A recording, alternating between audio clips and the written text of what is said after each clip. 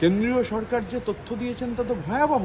কেন্দ্রীয় সরকার এই 4টে চা বাগানের যে টাকা জমা হয়নি বলছেন, সেই টাকার পরিমাণ 9,81,00,000 টাকা। সাধারণ চা শ্রমিকদের হকের টাকা, মাথার ঘাম পায়ে ফেলার টাকা 2023-এর সেপ্টেম্বর মাস থেকে আটকে রেখেছেন, জমা দিচ্ছেন না। জমা না দিয়ে সে তথ্যও দিয়েছেন, নানান ধরনের কথা বলেছেন, যেগুলো আমরা বলেছি এসব, কিন্তু অথচ কেন্দ্রীয় সরকার এই পরিস্থিতি, চায়ের ক্ষেত্রে বৃষ্টির সমস্যার থেকে শুরু করে প্রাকৃতিক আবহাওয়া থেকে শুরু করে অন্য অনেকগুলো বিষয় রয়েছে, যেগুলো নিয়ে আমরা বারবার সরব হয়েছি। কিন্তু একটা কেন্দ্রীয় সংস্থা, পিএফ যদি জমা না হয়, পিএফ জমা না হওয়া একটা অফেন্স।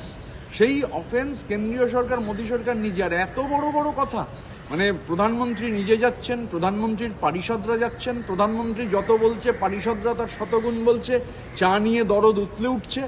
আর 4টে বাগান, কারবালা, বানারহাট, নিউ ডুয়ার্স আর চুনাভাট্টি, পিএফের যে পিএফ বাকি, শ্রমিকদের পিএফ, ন্যায্য পিএফ, হকের পিএফ, প্রাপ্য যে টাকা 9,81,00,000 টাকা জমাই করেননি 2023 সালের সেপ্টেম্বর থেকে।